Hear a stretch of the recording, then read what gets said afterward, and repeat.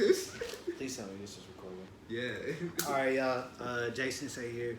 We about to I'm gonna try something different today. This time I got a guest. It's my boy Kobe. Mm-hmm. Or what's your Instagram name? Don Cack. Don Cack. Yeah, follow me on Instagram, bro. He creates anime edits. But anyway, I'm kind of pissed off because we just talked for 10 minutes and I didn't realize we weren't recording. Shit, I thought he was doing like a practice thing. All right, so looking at that shit. So I'm gonna just start this over again. I don't give a fuck. Like the first thing we talked about was the women in Jujutsu Kaisen. So we both agreed that they have badass women. Yes, they represent the women like just so well in the anime because them niggas are really fighting. Hell yeah! Like they don't care if they get hurt. They not into looking pretty or anything. Mm-hmm. They just want to like. They give them some badass moments. Hell yeah! Like when Maki catching a bullet, fucking Brawler against like the brother curses. Is it the residents? I really like Nobara, bro. I think she's like really well done. Yeah, that shit stays lit even in the manga. Hell yeah, bro. Shit. I feel like. Oh yeah, we talked about the other twin sister with the gun. Yeah. Like she basically was 0 to 100 the first time she met Nobara. And she said she wasn't gonna let her talk any kind of way to her. Like, you're not gonna talk to me like that. You're gonna catch this gun. Yeah, man. Really stepped up. We were saying that like if we had to make a comparison, it would definitely be Bleach. Like I don't know any other anime. You could probably argue One Piece. You could probably argue what's another good one? Maybe Naruto. I mean, it went with that sort of vibe of like the main characters got a demon inside of them. Yeah. But I think the like different route it took was like this demon is not your friend at all. At all. And we're gonna get on Sukuna in a minute, bro. Cause I think he's really interesting. But like, okay, so before we started recording, we were talking about how good the adaptation this show is. And you know, Kobe, he read the manga. I watched the anime. So like, I was really trying to get his input on it. So and Kobe was like, hey, you know, it follows through pretty good.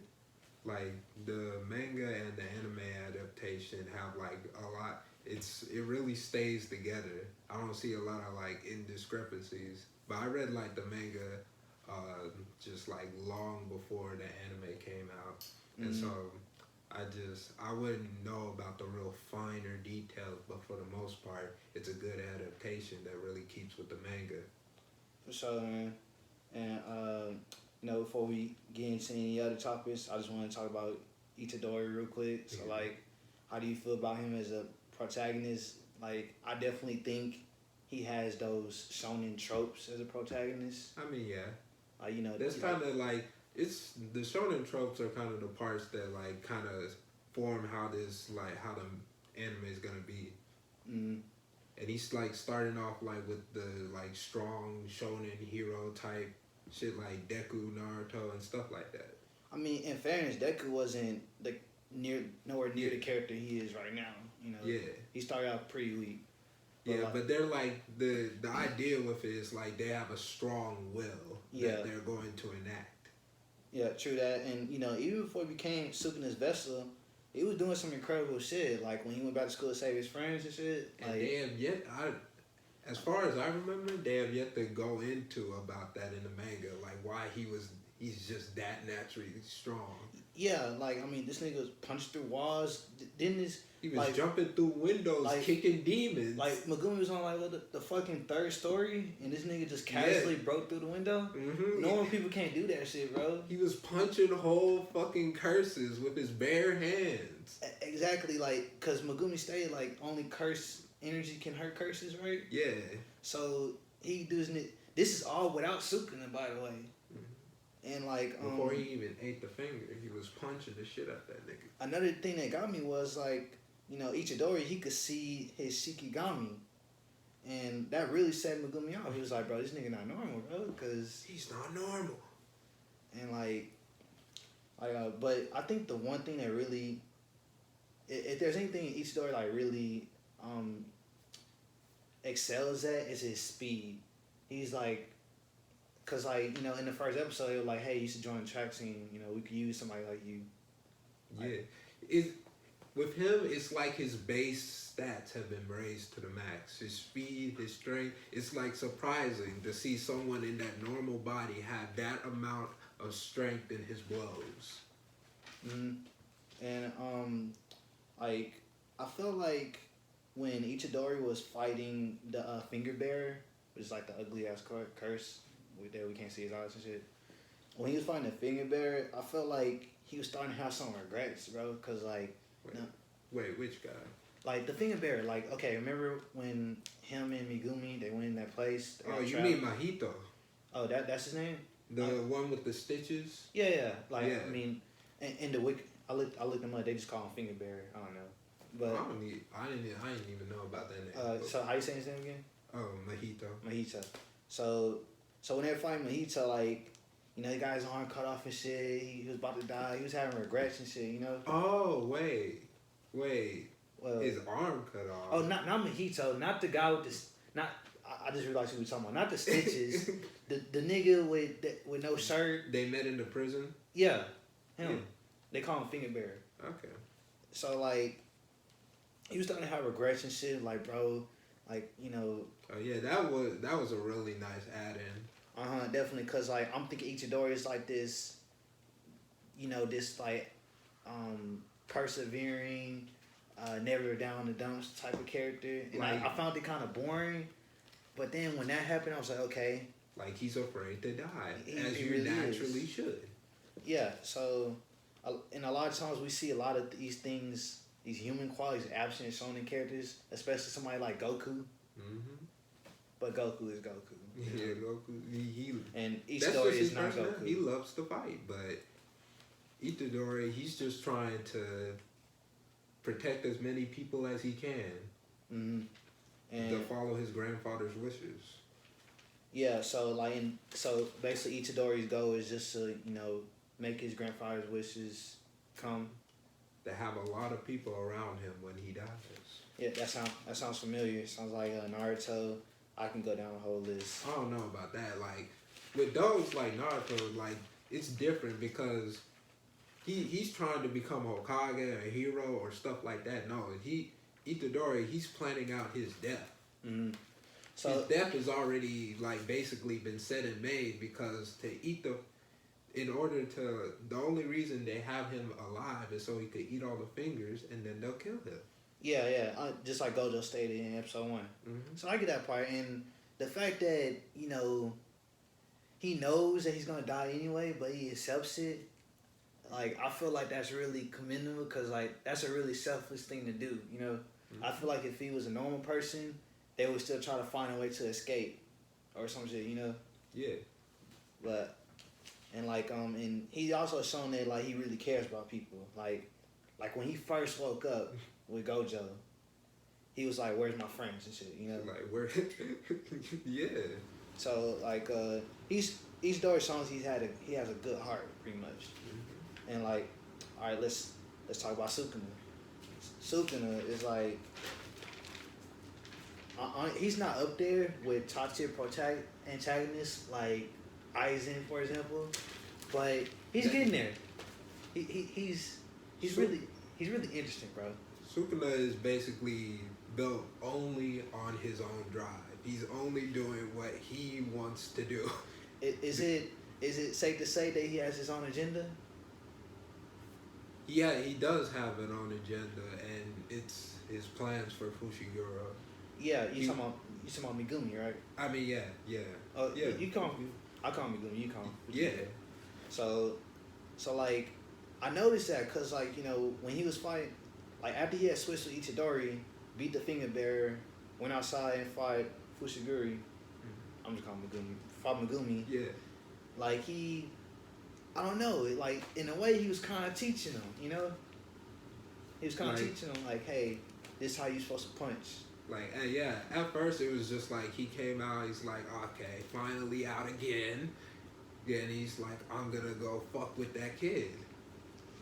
And honestly, Megumi, I don't know how the fuck he gets thrown through that many buildings and still live. Every like time he fights, he's getting thrown through something. He does get heavily injured, bro. And like I was wondering why Sukuna was so interested in him, and then we find out he's in the Zeni clan or the Zani clan. I'll call it the Z clan. This is like the Zenin. Zenin clan. So and they're like one of the basically great sorcerer top clans. So yeah, so it's easy to see why Sukuna, the King of Curses, want to like take advantage of him pretty much. I'm trying to remember specifically, but I think he's a bastard. Is he a bastard? Yeah, cause I mean, like, not really, cause he had parents. They just gave him away, pretty much. Oh wait. Oh yeah, that's in the manga. Yeah, I mean, they did mention it in the anime too. No, I mean like maybe you're gonna get it like a full like background on that. Oh yeah, like of course they can't like I'm not gonna say what it is, but it's good. You're gonna find out about that. Got you. I mean, I don't expect them to go into detail, every little detail in the anime, because you only got so much screen time. I mean, like they just haven't reached that point yet. There's a big point from like the anime ending to where we are now in the manga. Mm-hmm. There's a lot of stuff that is going to happen.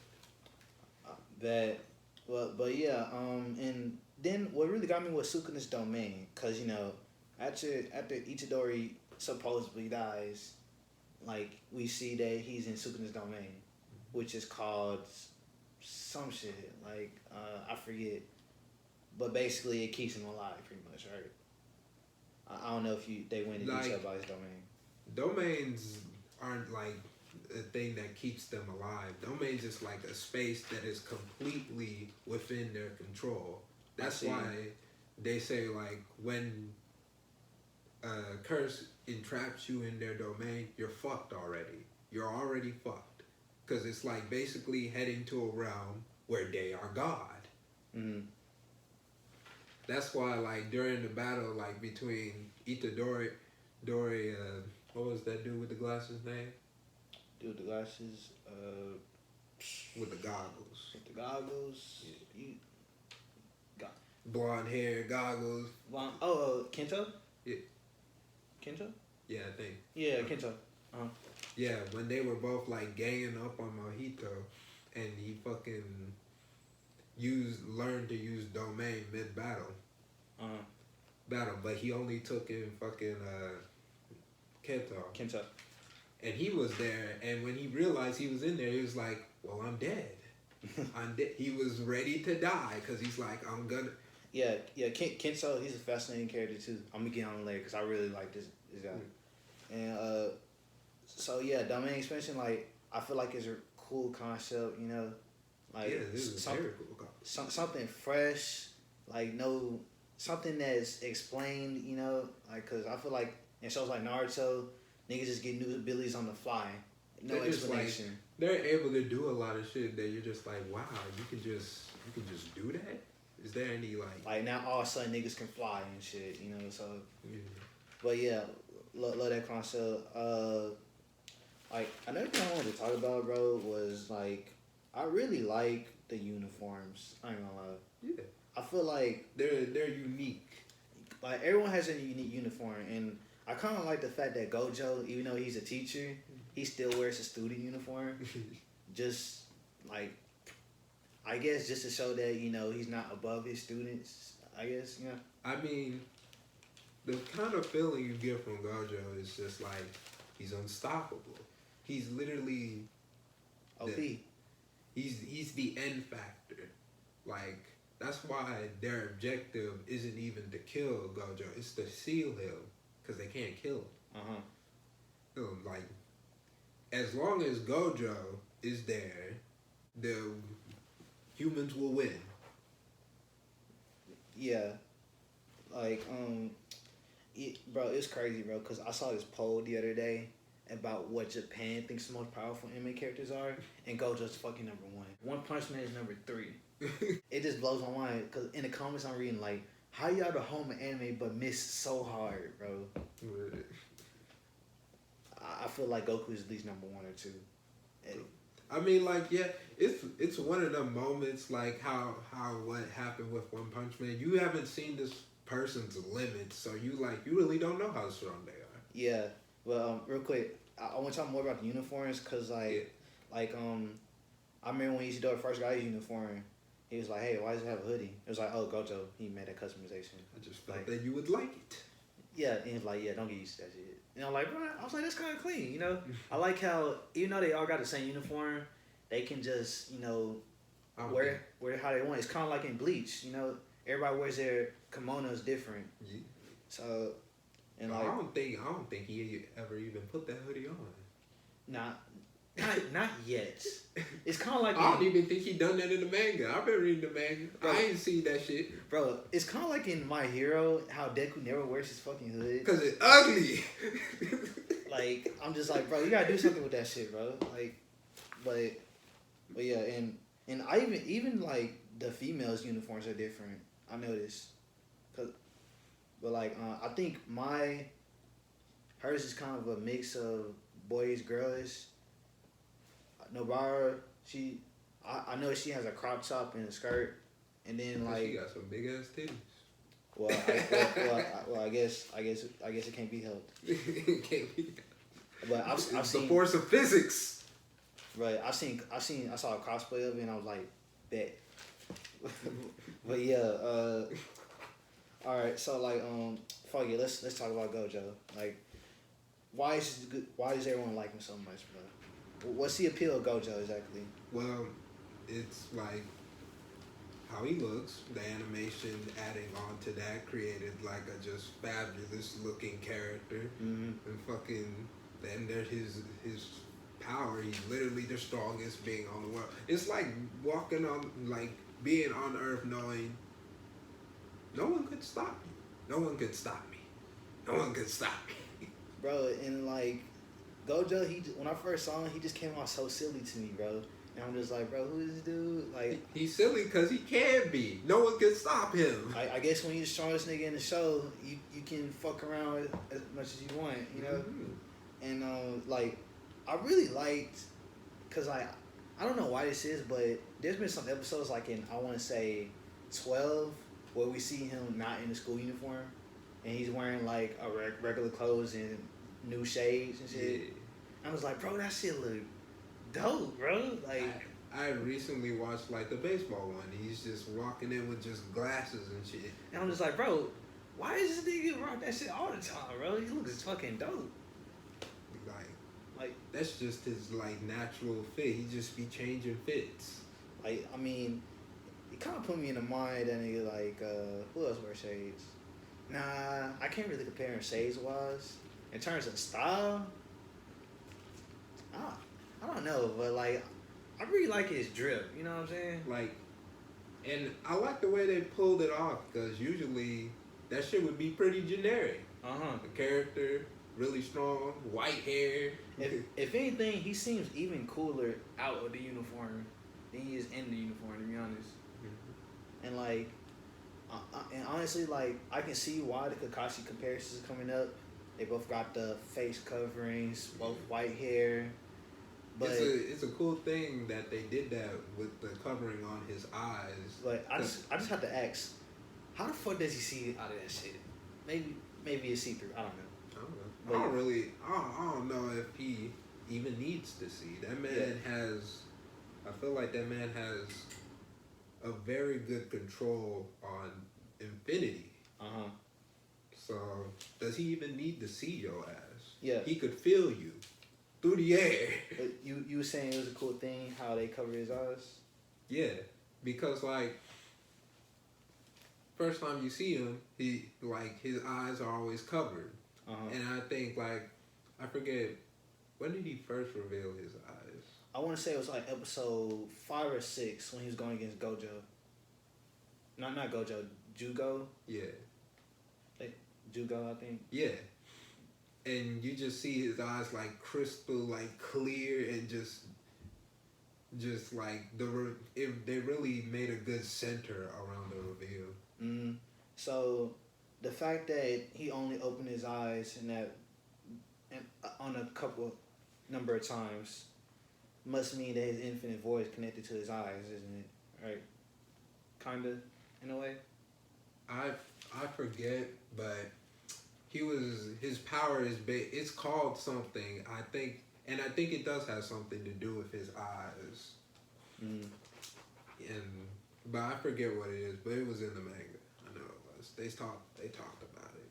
But yeah, like I just want to keep comparing Gojo and Kakashi. So like, when it comes to being laid back, Kakashi is definitely more laid back than Gojo, cause like people were saying like what would happen if Gojo and Kakashi met, and I was like they would probably hit it off, bro.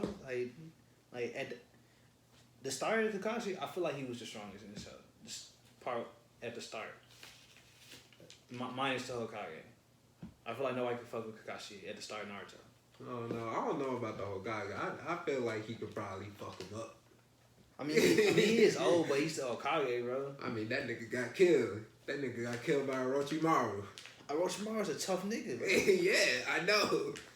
But yeah, like I feel like Kakashi's way more laid back than Gojo. He's not as playful or silly like he is, but I feel like we have seen Sasuke Kakashi that way. But yeah, if Gojo and Kakashi met, I think there would be no more war. To be honest, cause they're both likable characters. I don't know not a single person that hates Kakashi. You know. Yeah. Why the fuck would you hate Kakashi? Yeah, and there was something Gojo was talking about, like when around the time Ichidori supposedly died, he was talking about like what his dream was, you know. So basically, he wants to like reform the Jujutsu sorcery world. Yeah, the Jujutsu Society. Yeah, and he was talking about taking drastic measures. He's like, if he wanted to, he could just kill the higher ups. If he wanted to, he could. It wouldn't. It's that type of Superman moment. I could, but if I did, I'd be wrong for it. See, Gojo just checks out all the signs for being OP. And like a lot of times OP characters are boring, like from what I've heard. Like, but I beg to differ. I don't think Levi is boring. I certainly don't think One Punch Man is boring. Mm-hmm. So it's just how you do it, I guess. And I mean, even if people felt that way, it's counteracted by the fact that they don't like just shove this guy into your face every episode. They don't like shove his like powers into your face. And I like how they like he be revealing shit like different each time he does it. Mm-hmm. Like when he used the domain expansion on Jugo and then shot a fucking like fucking giant purple Big Bang attack through the fucking field during the competition. Yeah, like, bro, I've noticed like Gojo's kind of addicted to that old guy. What's his name? I forget his fucking name, but he doesn't like him. He really doesn't. Yeah, because he's the reason that like fucking Itadori was dead. He caused it. He did. Like they set that up on purpose for him to die, and the rest of his students just to put like some sugar on top with a cherry. Yeah, Gojo don't be missing shit, bro. He knew he was suspicious about Sukuna. Like he asked Itadori like, hey, you know, what happened while you were dead and shit. Like, did you make some kind of deal with him? And he was like, bro, like, how does he even know this, man? Like, maybe that's just experience, I guess. Right. But yeah, another character I wanted to talk about was Kento, right? The guy with the goggles. Mm-hmm. So Kento, I really like this character, bro, because like he just tells shit how it is, bro. He seems like really realistic, really mature, and you know, he gives a sense of like what it means to be an adult. Like, cause a lot of times anime characters are like teenagers, you know. Yeah. They don't really have a lot of adult figures around them. So he's like, hey, you know, you're a kid. You're not supposed to die this early or risk your life this fucking early. He's just trying to let him know. Yeah, and I'm thinking like, bro, he might be a better sensei type figure than Gojo, you know? Cause like Gojo, he just plays around. He fucks around a lot, you know. it's like, yeah, he fucks around a lot, but a lot of the shit, he also does his shit with like purpose. He fucks around a lot, but like I guess it kind of comes with his territory of being that strong. Yeah. Like in other animes, like niggas are strong, but you really don't see it like when they're that strong. To like you don't really like see someone that strong on the good side a lot. True. Someone who his force single handedly creates the whole backing of the Jujutsu society. Cause like to realize the whole scope of it, them niggas, them like he's the only one you see that actually fights those high level curses without like breaking a sweat. Yeah. Like everyone else is working hard to fight them niggas, and it's barely like they barely make the bar. But that nigga, like he is the whole reason they don't run rampant. Yeah, man. Like if anything, Gojo keeps everybody in check, bro. And you know, and Kento, he's like, you know, I respect him, but he still, you know, I still kind of don't fucking like him, you know. But that's just their dynamics, you know. But Kento, bro, like, I like this character because, like, you know, when I was seeing his backstory, when he was fighting Magito and shit, he was like, bro, you know, I'm an adult, like, what adults need to worry about is money and shit. And I was like, okay, I feel that, you know? But very real and pragmatic. He's like a pragmatist. That's like kind of how he went up across at first when you first met him, and that's like the type of setting they wanted to create for him. And then they like added a little bit like he does have feelings and shit he for doesn't people. He doesn't show them very much, but he shows it they're there. Like when he held that girl, like when he like exercised that curse from that girl in the bread store. Yeah, and also like when he was fighting Mojito, and like when with how like Mojito's ability works, he be morphing people's like soul, and they're kind of still alive and suffering and shit. Like literally, he was like next to a like whatever flesh mound that nigga had made, and he could like hear like the flesh like screaming like begging for death, I think. Yeah, and like, you know, and he was mad. He was mad. Yeah, like he was mad, and it was like I couldn't see because of his goggles, but he showed some concern. He saw that, like, you know, the person turned curse crying. He had wiped a tear off his face. I'm like, okay, he does care about what's going on, you know. Yeah, you get the anger from his words. Yeah, he's very purposeful. That's why I like seeing characters. Like another character I was talking about was like Megumi. Like you know, Megumi, he comes off as like, you know, this Sasuke kind of character, you know. And they kind of like went for that purpose because most of the battles he has, he doesn't really have any tag team battles. He mostly be doing it himself. Like Itadori, he has a bunch of tag team battles. He always be tag team. Oh, does he, bro? And like another thing I want to talk about later is who's the best duo in this show. Whew, that's gonna be a debate. And like, but yeah, Megumi, bro, like. It's like one thing I heard people complain about, because people actually complained about Megumi. Can you please? They were saying he's boring, and I'm like, how is he boring, bro? He has like maybe like they were saying he's a boring character, and I'm just like, nah, that can't be right. Like I can tell you why he's not boring. For one thing, you know, he's from the Zennin clan, one of the most powerful clans in the Jujutsu society, right? Like, in one thing I saw firsthand was how brutally honest he is. You know, like when they were trapped in that thing in the prison with the finger bearer and shit. You know, Ichidori, he was trying to like save this dude. He wanted to bring like the dude's body back. You know, he was dead. He was like, no, I wasn't even planning on saving him anyway. Like, he's like, you know where we are? We're out of prison, and he actually looked up when what crimes the people had committed there, and he knew what crime that dude had committed. Yeah, so he's a guy that does his research beforehand, all that shit. Like I remember in the first episode, he was like really observing Itadori.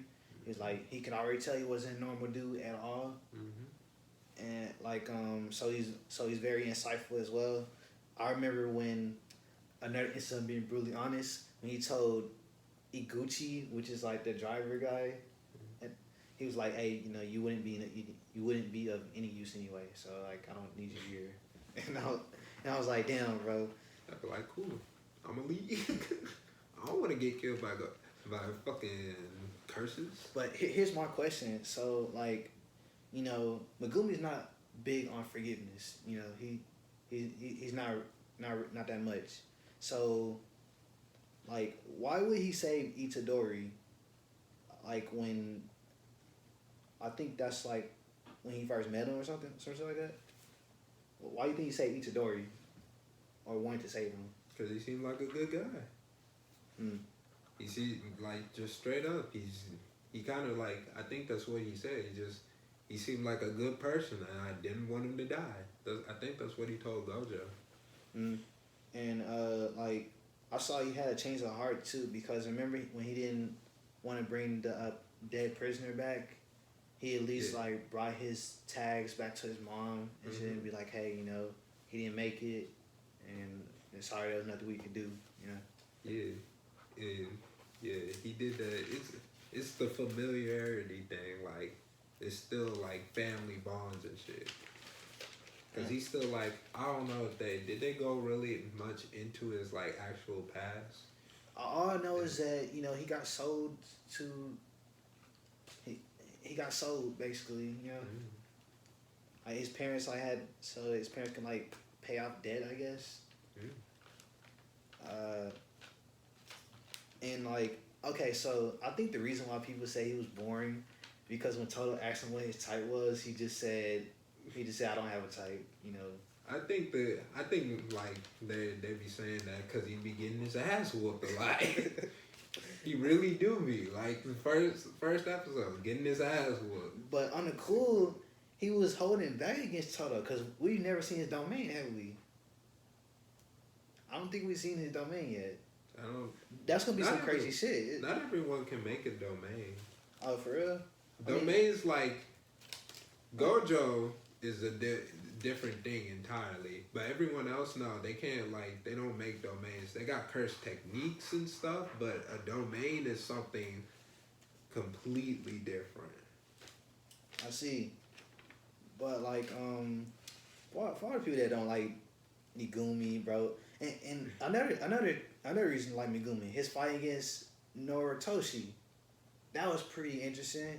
Like Noritoshi like controls blood and shit.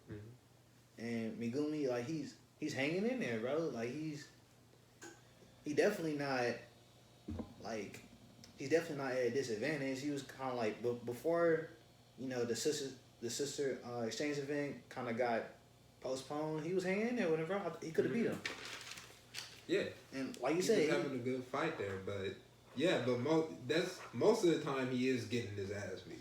I'm not saying, like, he's not a good fighter. I'm just saying they got him getting his ass beat a lot. Yeah, he gonna have to have some moments in these upcoming arcs, bro, because I really want to see this nigga shine, And like, another thing I found interesting is how he had met Gojo. I thought that was funny because like Gojo was like, "Hey," Gojo basically just explained the situation. He was like, "Hey, come over here. You want some candy or some shit?" Like, that's like the only time Gojo look kind of creepy. You want to be a Jujutsu sorcerer? You wanna shit. The life to death rate, like the living rate, nah. Okay, like I'd have a higher rate of living, like in fucking Gotham.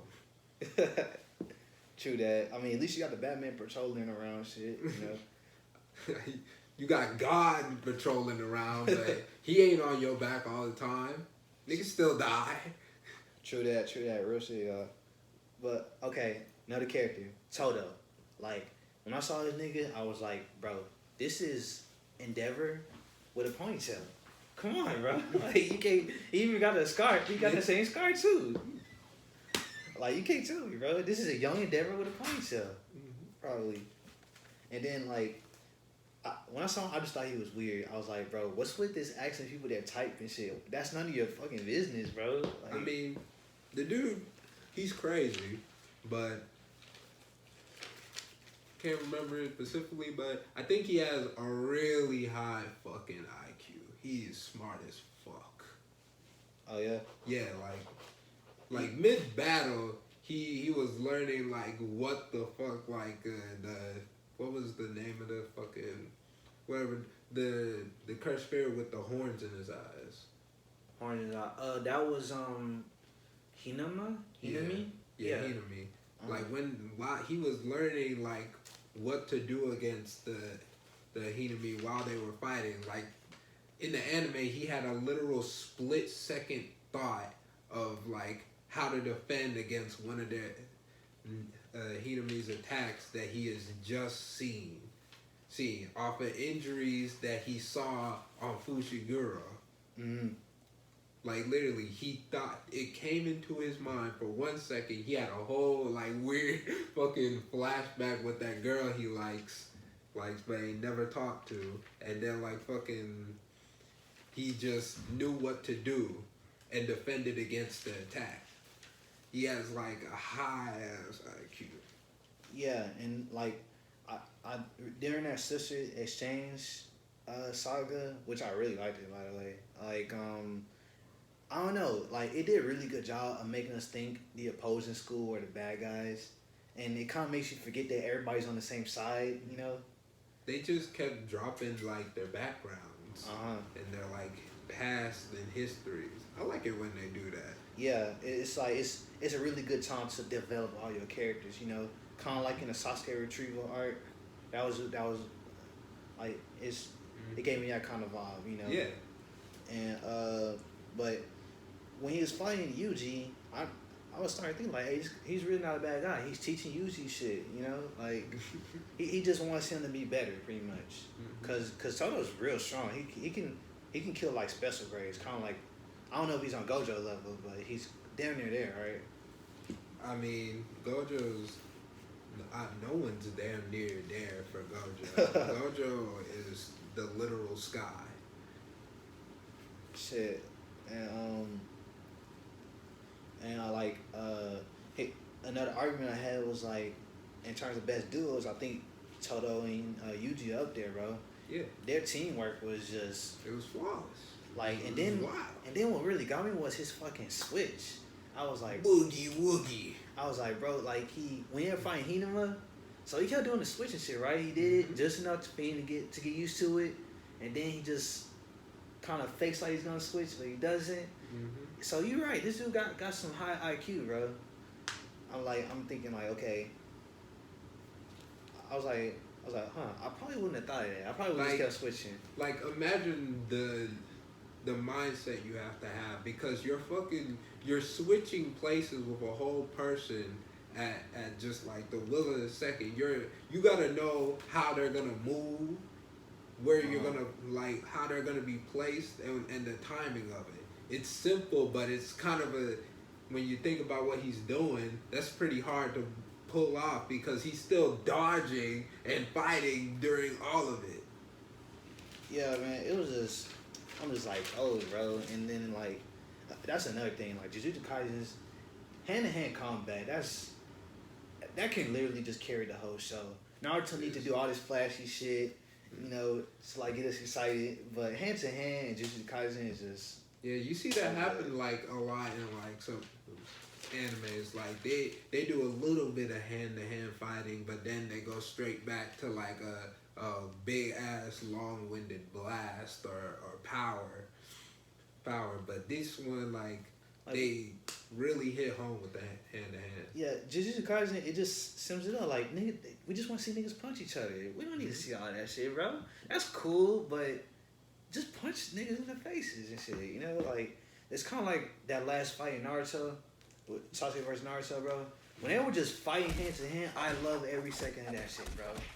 They were bleeding, they were losing teeth, they were getting punched in the gut, and I'm just like, bro, see, and I could see them physically in pain too.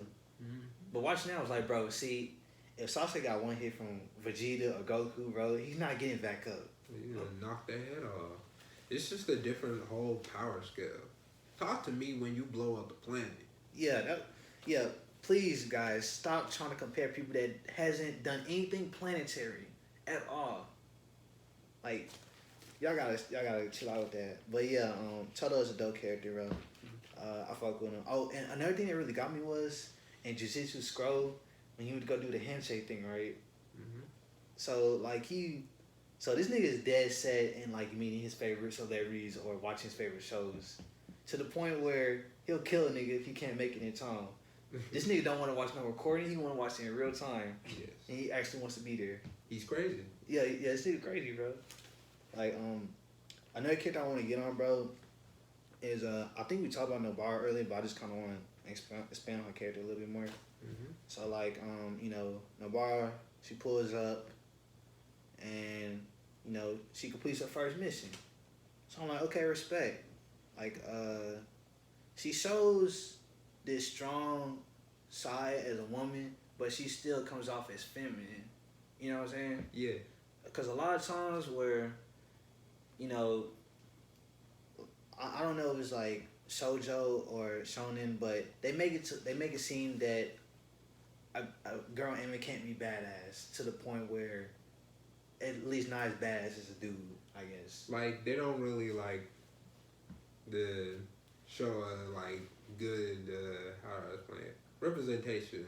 Like, they don't give them enough fights usually. Like they did with Sakura. Like, the only like the shit that like really comes into their mind when they think of any badass fight is just fucking with Sakura is just the Sasori fight, which that was badass. That was.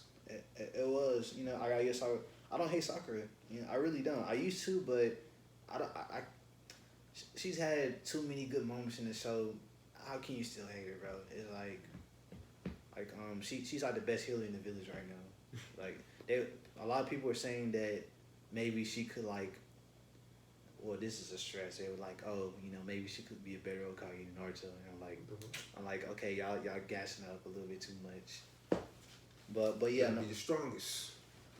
But yeah, Nobara, I go hard for this character, cause she just comes and do what she's supposed to do, And then I really liked her fight against Momo, which is like the witch girl on the broom. Mm-hmm. Like, Momo had a thing. She was talking about double standards, right? She was talking about like, the men could do this, but the women are expected not to and shit. And Nobara's just like, man, yeah, I whoop your ass and still look beautiful doing it. She's like, I don't give a fuck. And I was like, bro, that's the most badass thing a female character's ever said, bro. And I'm just like, man, she's gonna be around for a while. I see why people like her. Yeah. And then I'm just talking about the twins, Maya and Maki. So like, I liked their fight too. Mm-hmm. Their fight had like a lot of meaning, Yes. I liked their backstory. So basically, what was it? Maki left, so Maya had to leave too. Basically, like, yes. Mm-hmm. She had the how would I say it? She just wasn't fucking with the clan. She said she's gonna do it herself and like become a like Jujutsu sorcerer because that's what she wants to do. Yeah. They didn't, for the most part, they didn't want her to do it. They felt it was disgraceful because she couldn't see any curses. She couldn't even like you said, emit curse energy. So they found it like the very act disgraceful. That's why they hindered her promotions. Yeah, see, she's a 4th grade, but with her skills, she could be a 2nd grade easily. And like I really like Maya's character too. Like, the fact that she didn't even want to be a sorcerer to begin with, but she's this badass is like she must have to go through a lot to like, get to this level. Yeah. Like, cause wasn't she like scared of curses, or was that Maki? I think. No, she was scared of curses. Yeah. Yeah. Oh yeah. And like it was kind of easier for Maki, because you know she couldn't see him in the first place, so she didn't really have much to be scared of. But yeah, I really liked that last scene where you know Mikey won, and she's like, you know, why you leave the clan? Like you made a promise to me, and I was like, and Mikey's like, if I would have stayed doing being a housewife and shit, I would have hated myself. And I was like, man, that's kind of deep, bro. Yeah, they had them there as like kind of servants, basically. Pretty much. So yeah, you know, I look forward to their next fight or rivalry. I really want to see more of Mai and Nobaru too, because they got beef as well. I mean, for the most part, there's not gonna be any more like infighting like that. Probably not. They're gonna be more focused on like the Jujutsu, like the curses plan. Mm-hmm. Yeah, they're planning to like seal Gojo.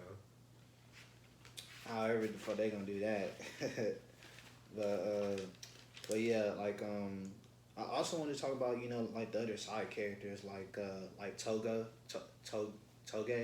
the curse beast user, like you know he doesn't say much, and for once they actually explain why some characters don't talk much. He can't talk much because you know That's his power, cause like his words have power, and it's not that like he can't just like that they're so powerful that he could like fuck up anyone. They also have recoil that come back to him, so he'll fuck up his throat. That's why when he was fighting Hinami, like he'd be coughing up blood. Yeah, and I also like Panda, which like it took me the longest to figure this shit out. Like, why does he talk? Like, basically, he was born a curse, I guess. He's like not like a curse, a cursed corpse. Cursed corpse. Yeah. Yeah, he's like that other glasses dude, that nigga with the shades and the cut. Can't talk. Right. No. Oh, principal. The principal. Yeah. You talking about yeah. What's his nigga name? Hagakure. Yeah, Hagakure. Yeah. He made him and like raised him from like a child to who he is like today. That he made Panda. I see. So is Panda like what? Is he actually a panda or is he like a stuffed panda? I guess. Shit. He's a cursed corpse. Like think of it like how fucking kind of like how chimeras are made and shit, except like not with like real people's souls and shit like that. But like it's a corpse. It's a cursed corpse, but it was raised so it has a personality and all that shit. Got you. Like Panda, he had a really badass moment against what was it, Nekomaru, like was basically like a robot, pretty much, kinda. Like and you know, basically this nigga got like 3 cores, and the last core he had was the gorilla core. Yes. Shit was dope. And like I really liked the Nekomaru's development. He probably had the best development in the show, low key. I ain't gonna lie, cause you know he Panda basically talked no juice to him pretty much. So he just wanna play with his friends. Yeah. And I just wanna go outside with my friends. And you know, I hope to hear more from Nekomaru. I think his character would be a waste. You will. Cause I would hate for Nekomaru to end up like Rock Lee. Or something. Oh no, they go more into his character. It's in the manga. I read it. Yeah, and like in sidebar, like I really like how I like how in JJK that everyone has the same thing but done a different way. So everyone has cursed energy, but it's different types of cursed energy. Like, you know, they all have cursed energy. The thing that's different is their cursed techniques. Only you can do your cursed techniques. They're like, basically, their own like superpower. Mm-hmm. Yeah, and like it's just the creativity is like really stands out in Jujutsu Kaisen.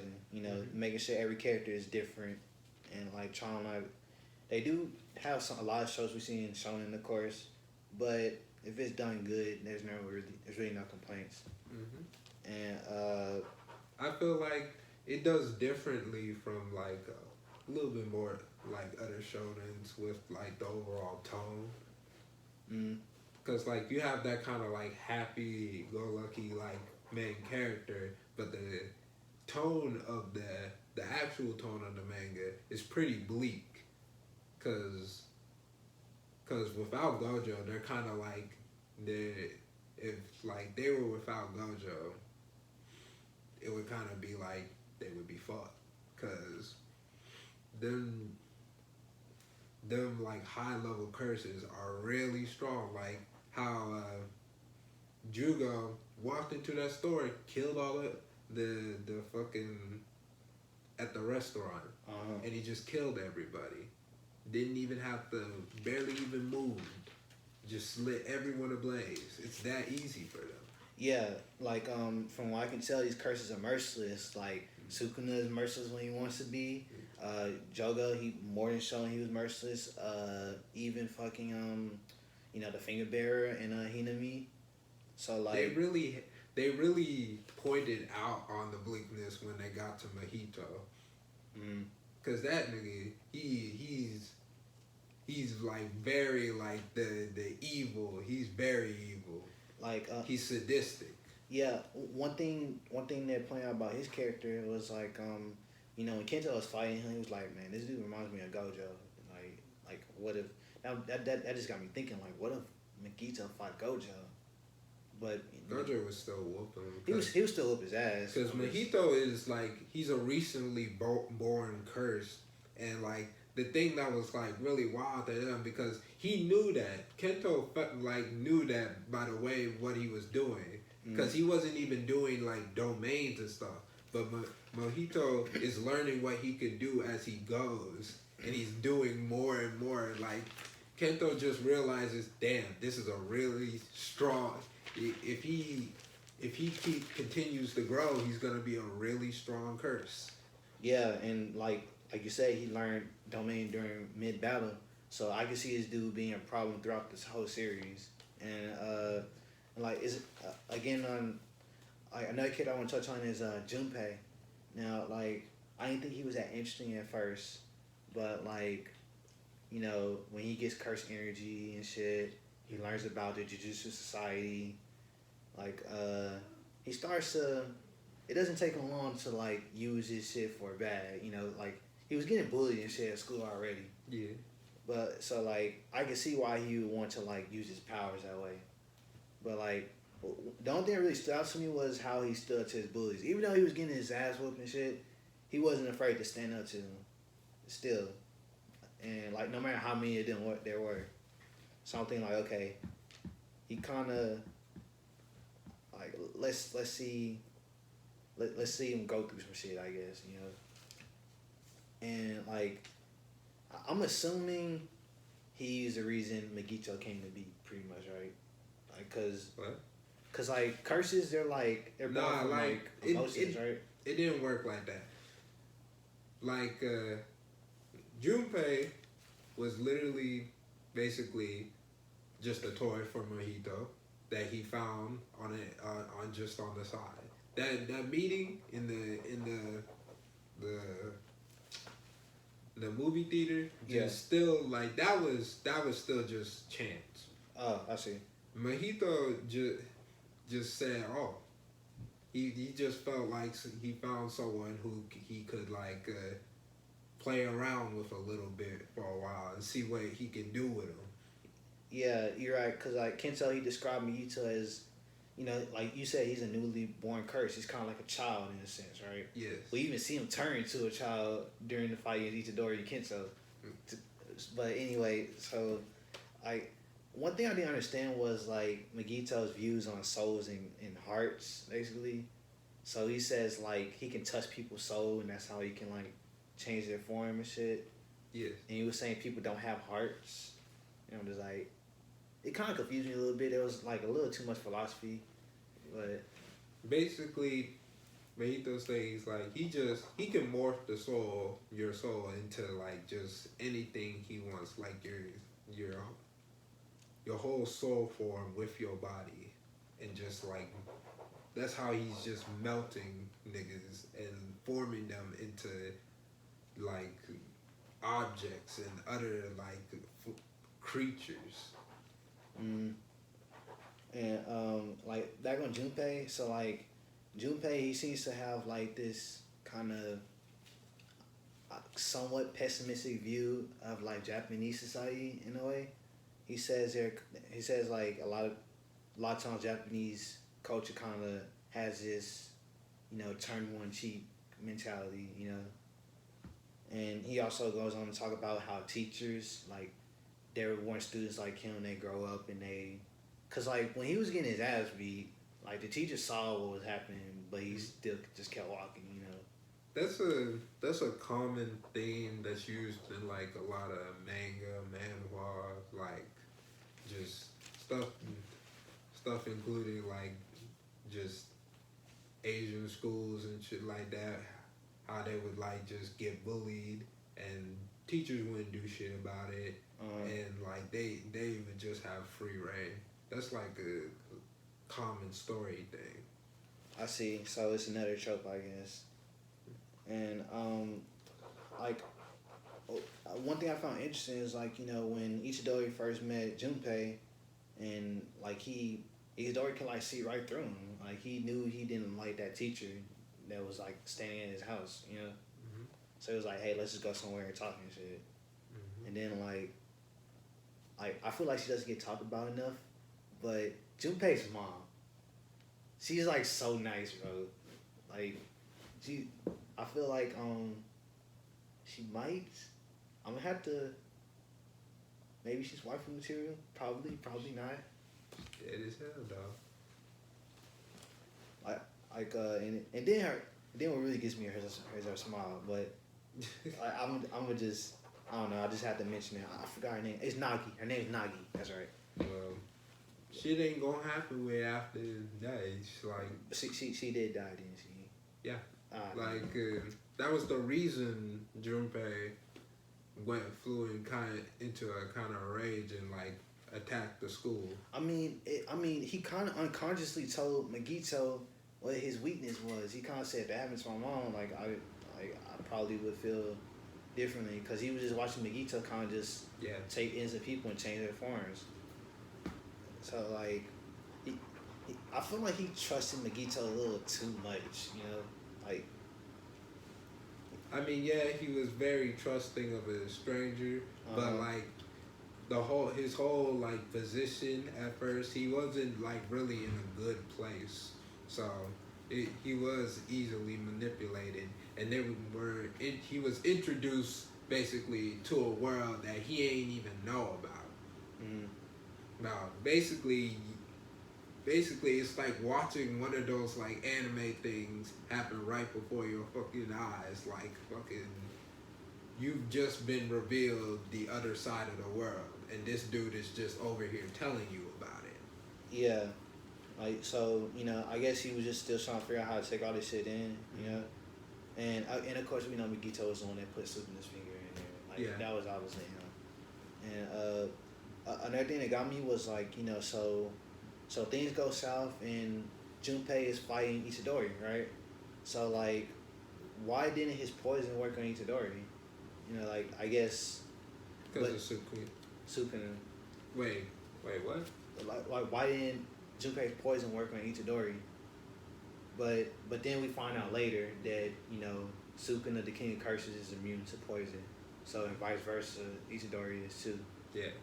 So like I don't know. That was just something that I kept thinking about that shit till like the last episode.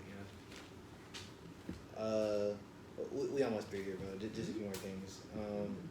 So like, okay, so like when Kento, Itadori fighting Megumi, like double teaming him, bro. Like that shit was so satisfying to watch. Man. Oh yes, it's very satisfying. It's like I don't know if you've seen the meme Yeah. But he's like, fight back, nigga. Yeah.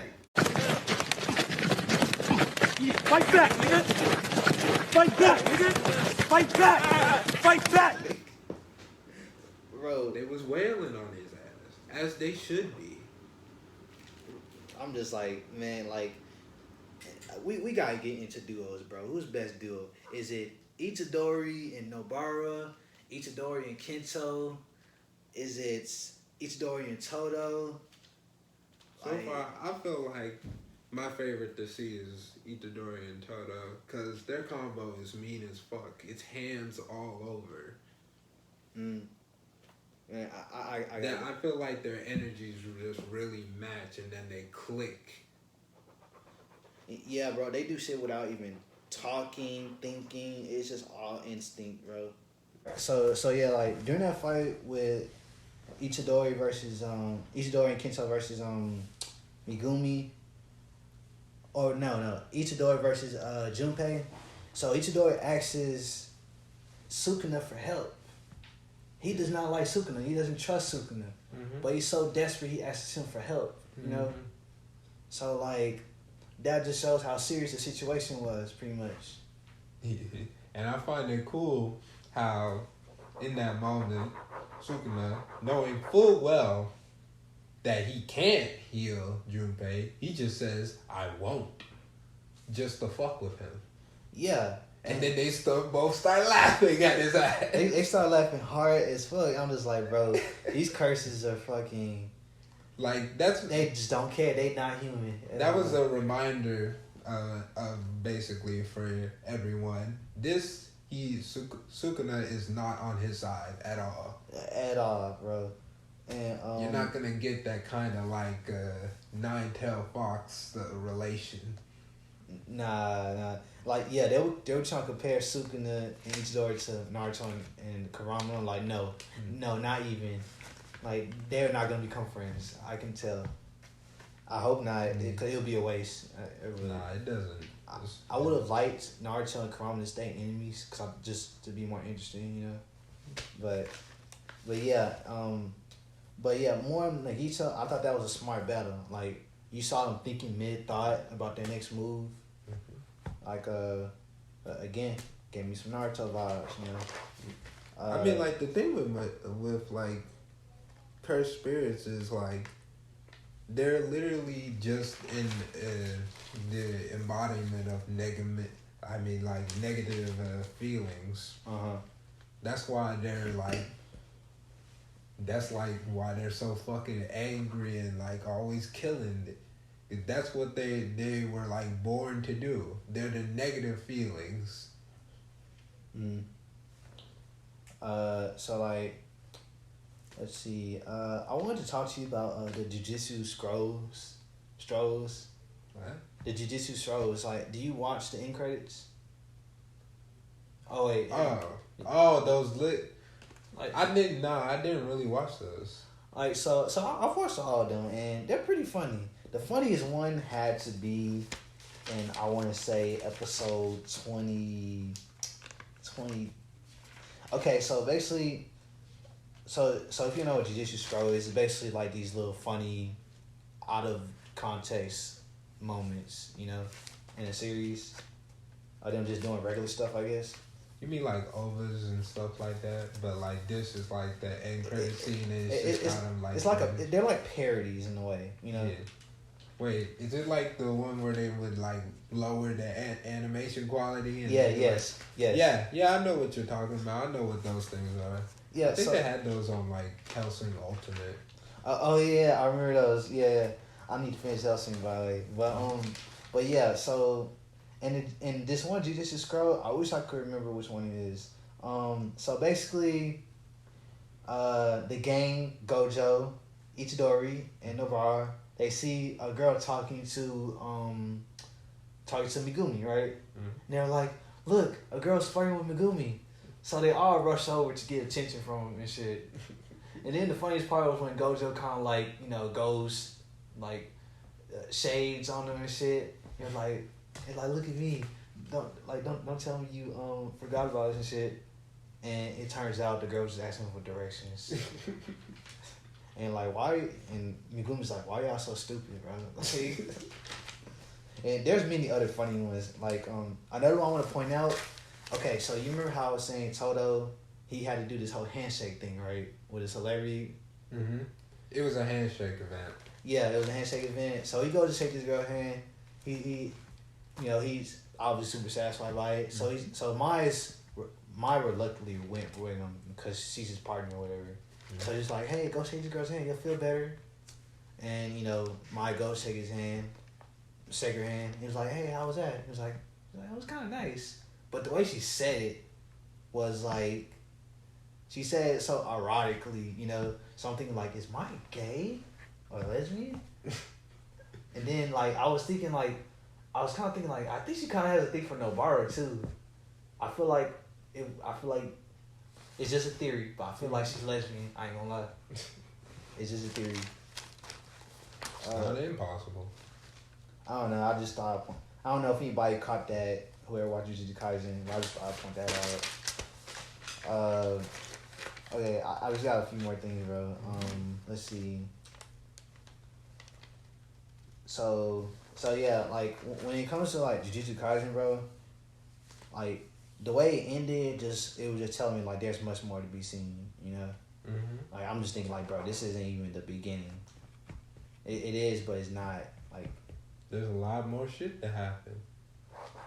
And I was kind of disappointed I didn't get to see Yoshinobu, which is the old man fight. I mean, for the most part, all you saw was just him repping his guitar. I don't really know how strong it is. Is it I think the cursed spirit said it. The dude that wasn't a cursed spirit that's with the cursed spirits, that monk. Yeah. He said it before. I think he was talking about him that he has like he's immortal. Oh, really? Yeah. He like I don't know. I think he has an immortality technique or something. But he doesn't he still ages though. That's why he looks so fucking old. So he got like that Master Roshi effect, pretty much. Yeah. I think that's what. Yeah, and bro, real quick, back on Megumi because I forgot all about this fight. So the Finger Bear comes back and Megumi fights him by himself, right? And he ends that nigga in badass fashion. So I'm just thinking like, okay, how can I say he's boring? He just beat a curse by himself. You know, he went hard. He went hard. I think he passed out. That's the thing that Sukuna is waiting for. He's waiting for. He's waiting for something. And we see in a flashback that Gojo is training Megumi, right? Mm-hmm. And I'm just like, okay, like Gojo was telling Megumi like, you know, you're holding yourself back. Like you can't. The reason you can't do this shit is because, like, I guess you don't believe in yourself, pretty much. So, like, I don't know. Shay's Gojo seems different than face covering Gojo in some cases. And by the way, can I just talk about the ED? It's so damn good. It really is. Cause like, how do you think they animate that shit? Did they just record somebody dancing and just draw over that shit? Like, I mean, they probably got some. They sometimes do shit like that. Sometimes they just straight up animate it. So like, I can't. I'm just thinking when I was watching anything, I'm like, bro, they had to use a reference or something, bro. This animation looks too good. And there's some other side characters in the show that caught my eye. I was like, hey, like Iguchi, right? The guy they made at the prison, like, you know, the sorcerer with no energy, kind of wear glasses. The dude that's basically like the chauffeur dude. Yeah, he doesn't really do shit much. He's just an information guy. So like, I thought he had opportunity to have some character moments because like, he was telling Ishidori, hey, you can't go. And I was like, okay, he's gonna stop him, all right. But he just lets him go past him. I was like, yeah, I can stop him. I don't have powers. You do what you gotta do, Mr. Curse Man. I'm just like, bro, that could have been a good character moment. You know. But I mean, they choose who they want to advance. If they don't want him to advance, they won't. If he doesn't want him to advance, he's not gonna advance. They good. That's how they did it. That's how Shimoda did it with fucking Gohan. I see. Another character that I paid attention to was Miwa, which is like the swordswoman, right? Mm-hmm. So like when we first meet her, she's like a total fangirl for Gojo, pretty much. Yeah. And I was like, okay, this is the whole fan base in this one character, pretty much. And I can tell she's strong, but she got beat so easily by Maki. I mean, all she did was just take her sword away. That was it. It kind of was a bad matchup because your main strength is a weapon, and you're fighting a person who's a weapon master. It's not a good idea. It's not that you're the best at that weapon. You just have a special power that is connected to that weapon. But when the person you're fighting is literally like just on a whole nother level with weapons than you, it really doesn't matter. Yeah. I feel like they need to, and then she fell asleep against fucking Toge. I mean, all Toge just said was sleep, and that was it. You know, sleep. That's the power of his words. Pretty much. That's why he don't say nothing. He just be saying like. And okay, so I mean, they've done a character like that before in another anime I've seen. Okay, and like, so this is I still don't understand this, but like, so why couldn't Ishidori switch back with Sukuna? What do you mean? Like, okay, so when they just fought the finger bearer, and you know he switched with Sukuna, Sukuna beats him, and Sukuna's like, hey, you can switch back now. And it's like, I was wrong.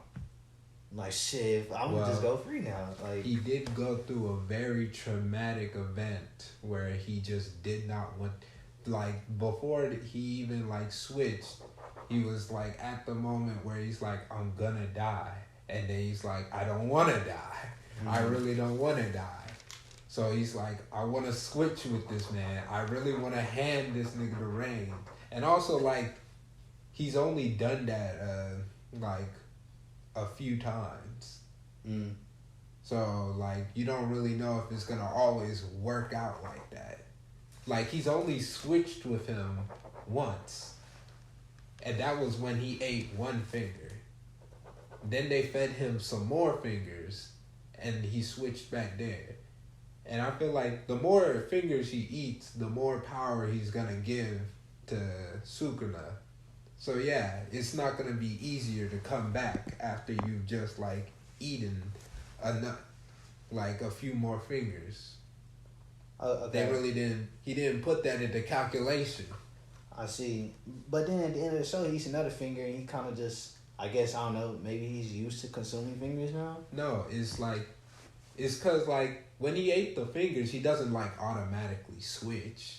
He does make it, like, Sukuna stronger, but if he, like, he's got to, like, consent to switch, well, actually not anymore. Because of that deal. Yeah. And, bro, like, Jujutsu Kaisen really does a good job with the comedy, bro. Some funny moments where, like, you know, when Nobara first comes to the show, the first thing she wants to do is just tour and shit. And then, like, I think, like, they showed, like, on their first visit, they really like each other. But they had, the one thing that they had in common was, you know, they live in the countryside and they want to see Tokyo. So when Gojo's like, hey, let's go around town, they get all excited and shit. And then, like, okay, so the first mission with Nobara, Ishidori, and Megumi, right? They're in, like, the fucking prison. So they're trapped. So the first thing Nobara and Yuji do is go around in circles talking about what we're gonna do, and shit. And I'm just like, these guys are clowns, bro. Like, but I don't mind it, bro. I really don't. And then, like, their relationship is getting better. Cause, like, I'm even in the last episode when they beat Itsu and the other cursed brother, like, they had like this little pep talk, you know.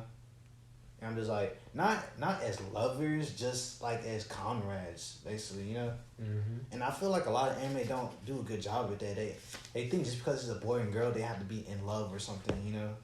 Like anime is like you don't really see like as good like team up fights as this. Like usually like the team up fights will have them like either going in one at a time or like just kind of like a back and forth thing, or they're fighting somewhere like their own battles, but never usually like together.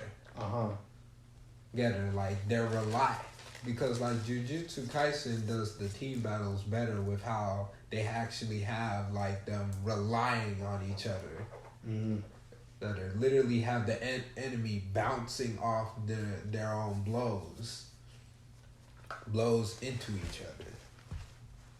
Yeah, and like, did it come as a surprise when like, Yoshinobu, which is the old guy, was he made it seem like assassinating Yuji was the moral thing to do, you know? Cause it is, it kind of is. Mm.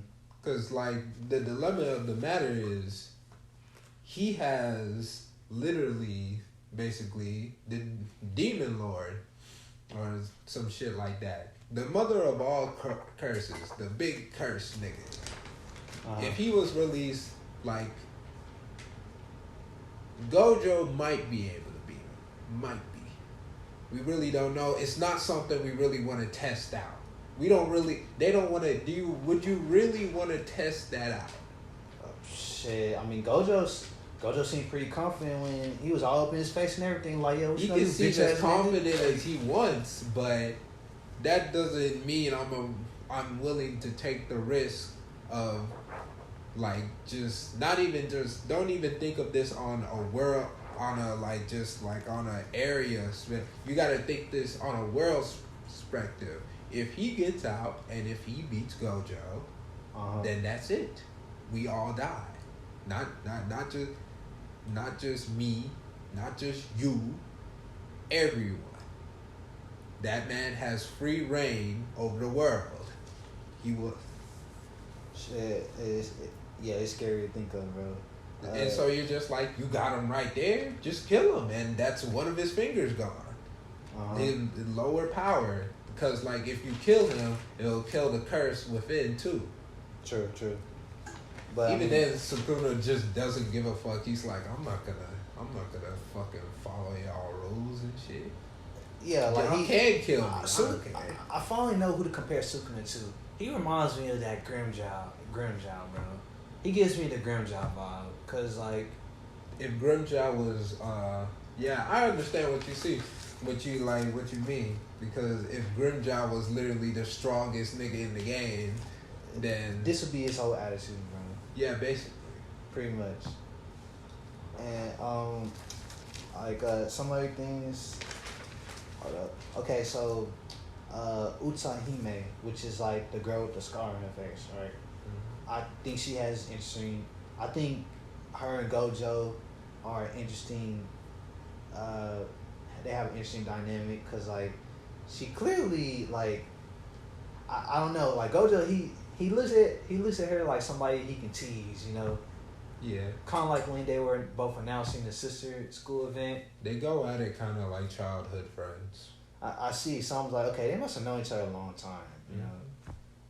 But she clearly makes it. She clearly states that like, she implies that she's older than Gojo.